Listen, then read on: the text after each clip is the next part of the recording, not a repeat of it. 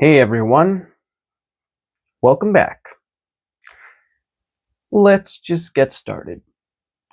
February 1st, 2026. Wow, made it to the second month of the year. Pretty great. So, how'd today go? Well, I woke up at around 8:30, went to the restroom, then immediately went back to sleep. Then I woke up again at 9:30, went to the restroom. Then I checked my weight. I was 149.2, and then I went back to sleep again. Then I woke up around 10. I felt pretty groggy and also annoyed because I knew that I needed to get ready before 11, so that meant I only had about an hour to acquaint myself with the day. So I spent the time making 2 eggs on 2 whole wheat toasts, and when that was done, I remember I was watching a video about a guy, like Petrov was his name on YouTube, and he was talking about how a new form of power efficient steam has been discovered that could revolutionize the way that engines powered by steam are operated. I think he said something about like O2 levels or something. I forget exactly what he said. But he said like the way we've been doing it with water steam is extremely inefficient and expensive and impractical, and the machines are really big and bulky because of it. But thanks to this new way of doing energy steam, it allows for machines to be much smaller and more efficient. So that was pretty cool. After listening to that while eating, I put on my clothes, I combed my hair, and then I drove off to work. Um, my job today, it was pretty interesting. The first hour um, started out bagging until I was asked by my boss, one of my co-bosses actually, not the main one, but one of my co-bosses, that it's expected of me to deliver a samples to the customers today, right next to the front door. We are doing something we haven't done before, where we're putting our products in a refrigerated container, unlike before, where our products would be like in a bowl of ice or would be at a room temperature. But these products, which were salsas, guacamoles, both spicy and regular, and the salsas was habanero salsa, um, avocado salsa, and the third one I'm forgetting the name of. I think it was like roja salsa, along with the spicy and mild guac, and a bag of chips, as well as mango pineapple juice and guava juice. Uh, my boss was just, my co-manager was telling me about how I could deliver to the customer, how I could stand outside the door right next to the opening and greet customers and ask them if they'd like a free sample. And of course, I preloaded all of my items that I would be sampling so they'd be ready to go, as the customer would have to wait and think about it for too long. So after all that was said and done, I got started. Luckily, my boss did load a lot of the containers for me. That would have the guac, salsa, chips, juice, everything. So that was really nice. And I spent the rest of my first hour doing samples, and it was pretty cool. I was able to get quite a lot of different customers to come in and try it, and a lot of them seemed to really enjoy the juices. One customer said they didn't taste any guava and just tasted like slightly sweetened water with the guava juice. Other customers said that they believe they did. It was like a father and son duo. The son said they tasted the guava, and the father said he didn't. Um, there was like couples that were trying it out. There was families, all manner of different people throughout the first hour. It was pretty cool. After that, I was on lot for the next hour from 12 to 1. So I spent that hour pushing carts into the corral and giving customers a cart if they needed it. That's pretty much all there's to say about that. It was a nice day today. Very comfortable weather, although it was a little warmer than usual. Now, after that day, sorry, not day, that hour was up, I asked for my break. I was given it. And during my break, I decided to ask my sister on the phone if she'd be willing to bake one of our frozen pizzas in the freezer, like start the oven, preheat it, then cook the pizza. So when I got off of my job for lunch, for my lunch hour, I'd arrive when it was hot and fresh, and she agreed, and I thanked her for it. So after that call, I did a little bit of breath work, which was very good. And then after the breath work, I was asked to do samples for another hour, which I was fine with and continued sampling out. The person who did samples before me, though, they kind of did a less than satisfactory job. They left a bit of a mess in the refrigerated section where the food is, and so I had to wipe that up. Also, there was no ready-made samples in the area for me to continue selling, so I had to reload the samples. I mean, I was fine with doing it, but I don't know. I feel kind of strange that that wasn't already done before I arrived, but oh well. No use complaining about something after it's said and done. So, moving on. I continued sampling for another hour, went by very well, and then after that, I remember I had bagging duty for another hour, went by really well, kept a very positive attitude and outlook, and did my best. Eventually, it was time to clock out for lunch and go, so I clocked out and I drove off to the gas station nearby because my car was running low and I filled it with $35 worth of gas. And then I drove off home, where when I arrived, the pizza was ready. So I cut off it into 4 equal slices. Our family friend was there. She asked me if she could have a slice, so I gave her one, and she thanked me. And then I had a piece of pizza. I asked if it would be all right if I could open a container that had chips in it, and she said yes. So I opened the container. She suggested we need chip clips because we ran out. Well, we have a bunch of bags that we haven't touched, and we need to keep the bags fresh so they don't get stale. So she decided to order them off Amazon, asked if I'd be willing to go halves on it with her, and I said yes. So I gave her $5. And then afterwards, I was watching a video about doctors or scientists putting AI in a Minecraft world and giving them a simple task and seeing what would happen afterwards. And the AI was slowly starting to create its own world with its own characters, with their own pursuits and ideas and activities, and it was really interesting.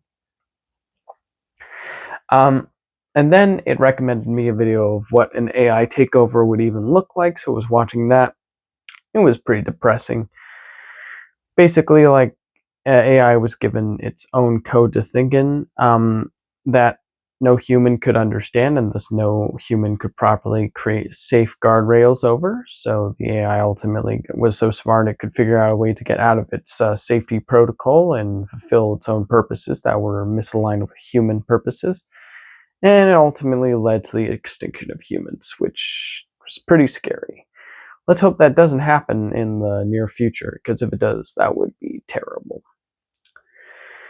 Well, after that, and eating the pizza and the chips and some bubbly strawberry flavored water and fizzy water, and then I had 4 scoops of ice cream.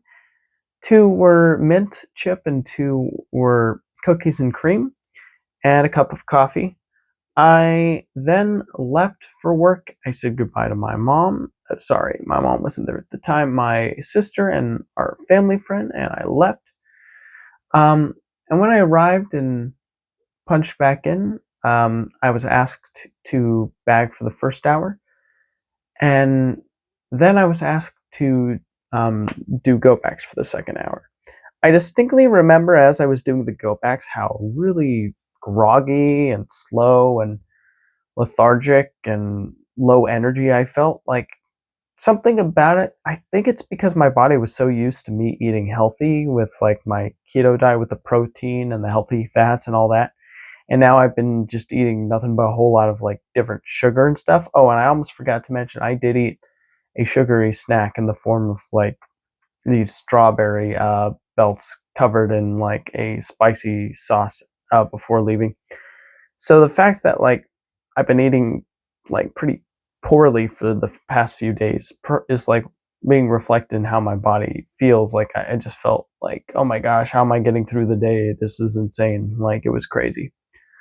And it got so bad to the point where I needed to use the restroom. And when I was done, I continued my duties.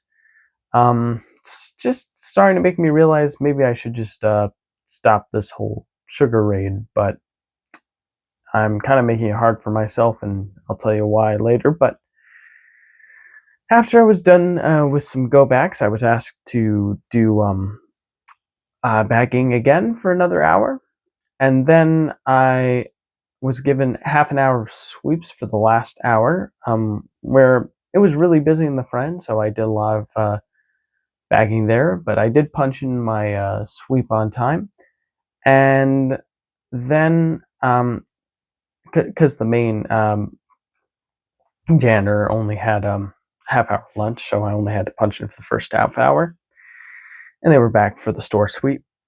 And then after that, I remember before I left for work, during my lunch break, I asked our family friend and my sister if they'd be interested in splitting for root beer sodas, zero sugar root beer sodas for later, and they agreed.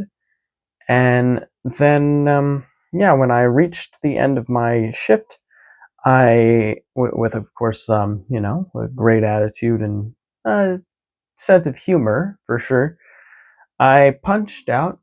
Um, I said goodbye to my coworkers. I headed off to a store nearby that had a better deal on zero sugar A&W soda. I got that, but then I wanted to get pumpkin pie because it's been a while since I got that with whipped cream. So I got those 2 things. It's Ready Whip and extra creamy. And I also got a bag of Cheeto Puffs. So yeah, I'm clearly not really taking my health super seriously right now, which that's pretty bad. Not gonna lie. But anyways, after I had everything in my cart, I scanned everything, but I noticed the pumpkin pie had a broken slit, so I asked one of the workers there if it'd be alright if I ran over and got another one, and then came back. They said yes. So I did that. I found one without a broken slit. I scanned that one in. I paid for it with some cash dollars, and then I left and drove off home. Where when I arrived, my middle sister was there with my youngest sister and my mom and our family friend. They were watching the Beast games because my youngest sister wanted to show my middle sister the Beast games, and I was watching a little bit of it. It seemed extremely dystopian. Um, like really weird. Like it was this guy was like, "Oh my gosh, these people literally quit their entire jobs and livelihood so they could have a chance at winning this insane pile of cash." It's something about it just felt like a real life Squid Game. It made me feel kind of uncomfortable. Not gonna lie. Not exactly. I guess I could see the appeal of a Mr. Beast video, but at the same time, like I choose to avoid his content at all times because it's too popular in that icky, gross kind of way where it's like people kind of shut off their discerning brain and just say, "Ooh, it's popular. Then that means it's good," you know. And no, you gotta look at it with more of a critical eye and be like, "Oh, what's going on here? This is kind of weird," you know. But in a way, it kind of his videos are ripe for parody material. Like I could see like a Charlie Kaufman's like film idea where he writes a parody of like this exact kind of game show, but like in a way that shows how messed up it is. So yeah, pretty interesting. Um, Anywho, moving along. Oh, and when I was about to get the sodas, I called my mom, asked if she'd be cool with splitting with it, with me, my sister, and her family friend. She said yes, so I did that. I did buy the pie and the whipped cream and the Cheetos on with my own without splitting though. So and it was just to split amongst us and my middle sister who was paying a visit today. When I got back, they told me that food was ready. I just need to heat it up. So I heated up chicken in the oven, 400 degrees for like 12 minutes. Um, and then I heated up a little bit of the rice, which is like Mexican rice, in the microwave for like 45 seconds. And I mixed that around, made sure it was evenly heated through. I put the chicken on the plate, and after we were done with our Beast Game shenanigans, we moved on to continuing watching One Piece.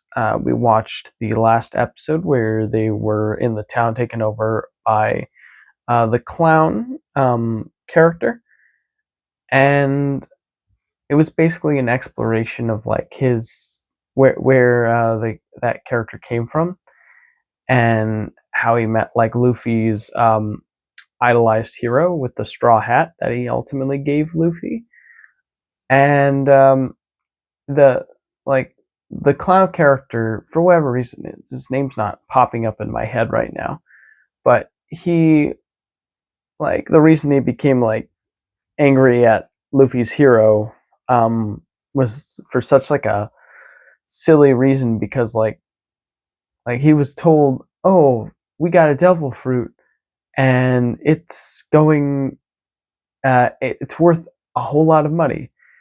And the clown pirate was like, "Oh, it's worth a whole lot of money, eh? Well, I'm going to tell people, oh, I ate the devil fruit, eat it in front of them, and when everyone thinks I ate it, I'm going to take the real one and steal it and sell it. And also, I'm going to use a map to find some great treasure." And so he's about to do that, but then he's caught in the act by Luffy's hero, and um, he catches him so off guard that the clown accidentally swallows the real devil's fruit when he was trying to hide it from him in his mouth, giving him the inability to swim in the water and the ability to break his body into different pieces. And he also dropped his map in the water too. So that's why he doesn't like Luffy's hero, because like he pretty much set him back 15 years of progress, is what he said, from his ideal like experience of being a pirate. So it was a pretty funny villain backstory. Eventually, Luffy was able to convince the lady in the blue and white striped shirt to join their party.